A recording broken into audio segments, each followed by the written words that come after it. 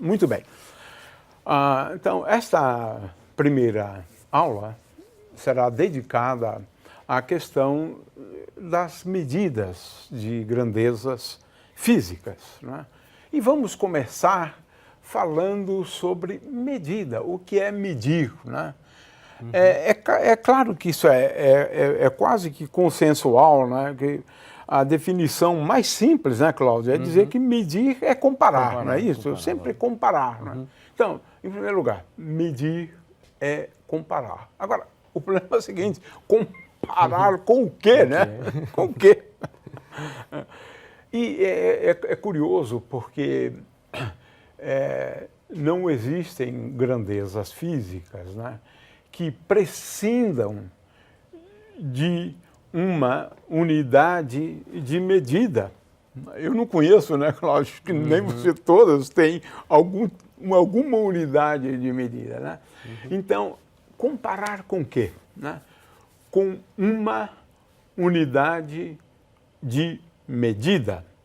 A gente vai voltar a esse assunto, né, Cláudio, mais sobre a questão das unidades de medida, né, e depois o processo. Então, o Cláudio daqui a pouco assume né, essa questão de comparar, né, vai fazer aqui algumas comparações, né.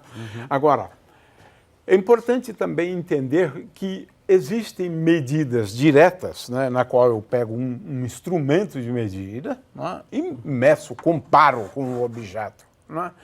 E medidas também indiretas. A gente faz muito uso de medidas indiretas, né? Na astronomia, por exemplo, né? Para medir distâncias, às vezes você mede, na verdade, um ângulo, né? Um ângulo. Esse tipo de medida dura 6 meses, né? Porque a Terra tem que estar numa posição e depois de 6 meses, né, numa posição diametralmente oposta em relação a onde está o Sol. Então, você veja que tem processos de medida muito complicados, né, que demoram muito tempo, às vezes são imediato praticamente, né, o processo de medida, né. Então, eu queria chamar a atenção, né, para esses dois aspectos, né. Com respeito a unidades de medida, né, nós temos unidades não padronizadas, né, o palmo, por exemplo, né, e unidades que são padronizadas, né? Então, vamos lá, Cláudio, eu acho que vamos começar, então, e você agora assume, né, essa questão de medidas, de comparação, e depois nós vamos voltar à questão das unidades de medida para terminar a aula, para encerrar a aula. Ok. Bom, por exemplo, Gil, a gente pode comparar, por exemplo, a sua altura. A sua altura a gente pode usar, por exemplo, uma régua com 1 metro. Né? Podemos usar o metro como um padrão. O metro, né, nós vamos ver mais tarde, ele é um padrão internacional e que ele é uma medida, uma unidade que você pode reproduzir em qualquer laboratório. Então, o metro você pode definir em qualquer lugar do mundo. Qualquer laboratório que tenha um laser, porque é usado a partir da velocidade da luz. Então, você pode reproduzir o metro em qualquer parte, em qualquer laboratório no mundo. Então, aqui eu tenho, por exemplo, padrão 1 metro. Lógico que não tenha a precisão necessária, mas, por exemplo, eu quero saber a sua altura.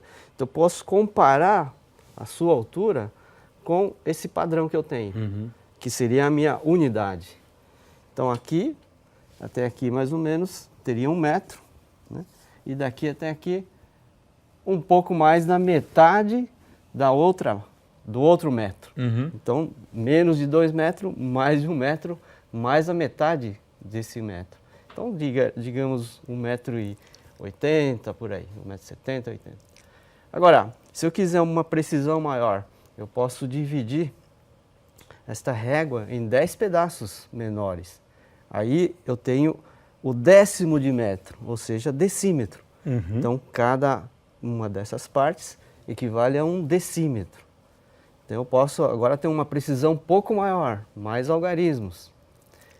Ou eu posso dividir em 100 pedaços menores. Então, cada pedaço seria centímetro, 1/100º de metro. Ou melhor ainda, em 1000 pedaços menores. Então, cada risquinho desse equivale a 1 milésimo de metro, É um metro dividido em 1000 pedaços menores. Então, a gente chamamos de milímetro. Então, esse a gente pode usar como sendo um padrão para a medida de comprimento, né? É lógico que não é muito adequado, porque eu vou ter que medir 2 vezes, né? Eu meço daqui até aqui e daqui até aqui uma segunda vez. Então, posso estar cometendo um erro um pouco maior. Nesse caso, eu posso usar uma trena. Uma trena tem, nesse caso, 5 metros. Então, eu posso medir diretamente, né, dessa forma aqui. Então, você pode diminuir o erro fazendo menos medições.